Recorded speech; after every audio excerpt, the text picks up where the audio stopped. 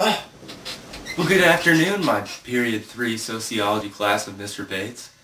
How are you? No, today I'm not going to give you a tour of my room, but I will show you the video of an interview with me and mi padre. We talked about the media's influence on his voting and also about the election and media influence on pretty much everyone else. So, yeah, hope you enjoy it. Now, with my magic snap, we will get right to it. So, during this past election, who did you vote for? Well, the two highest profile races, I voted for John McCain for president and Mitch Daniels for governor. Did the media influence your decision to vote this way, or did it at least provide information about your candidate? If so, how? Well, I felt as though I knew enough about each candidate so that I didn't really learn much that was new from the media. And what I saw in political ads, now granted that's coming from the candidate, not from the media per se, didn't do much to influence me one way or the other. Okay. Do you think the media is helping people learn more about the election, or do you think it causes people to vote kind of ignorantly? I think that the media is well-intending in their desire to help people make their decision. Yeah. But I think there's a recognizable bias toward certain candidates that Definitely are a little bit more liberal in their positions. I think if you watch and listen long enough, you'll see that bias. Yeah, definitely. And maybe the best example is the Saturday Night Live skits and how the conservatives were really probably took 3 or 4 to 1 number of shots against them than the others. And so I think there's a little bit of a bias, but I'd like to think that the American public is smart enough to not be overly influenced by that. But I've been disappointed in the American public before. Yeah.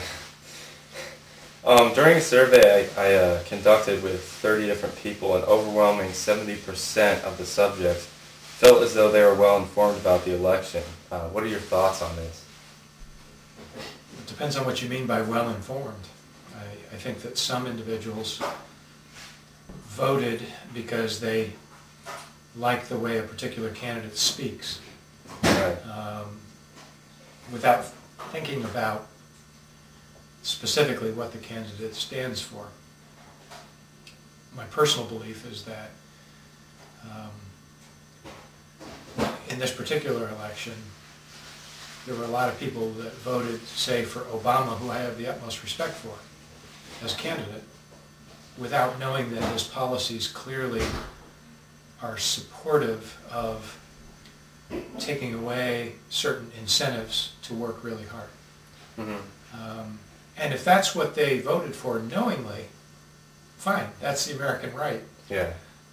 My fear is that many got blinded by the fact that he's really well spoken, and that in their mind McCain was an angry old man and not very clear in his presentation, which is true. Yeah. He is probably a little more quick to the trigger in terms of his emotional makeup.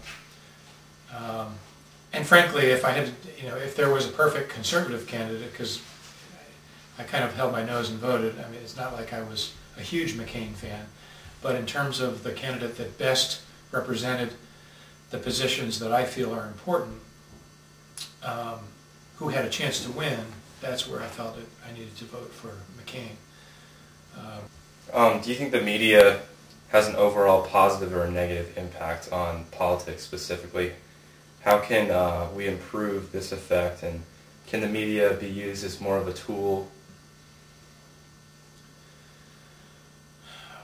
Again, I don't fault the media. I think that for the most part, the various news organizations and TV networks and radio and so forth are generally well-intending.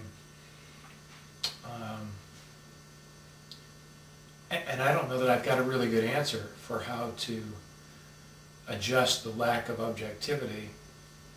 I like the fact that the Fox News network, that is generally acknowledged to be more conservative than CNN or MSNBC or other news outlets, emerged on the scene and became one of the more popular news networks right away. And that's just a testimony to the fact that there are a lot of folks that want a position or want an absence of a position taken by the media.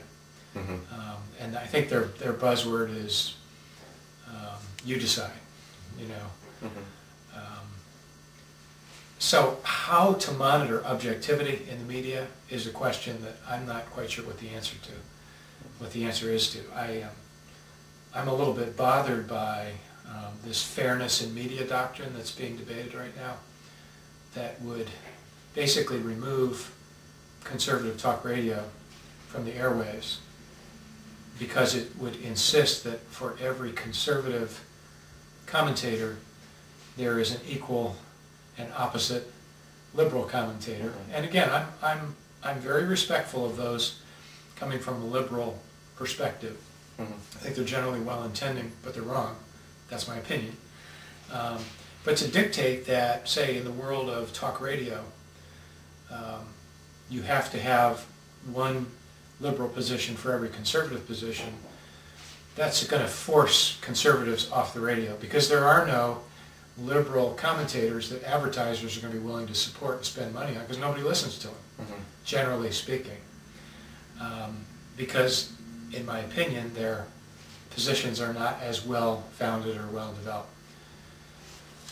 That's pretty good. I would like to thank you, sir. Thank me. I mean, thank you. Thank you, Father.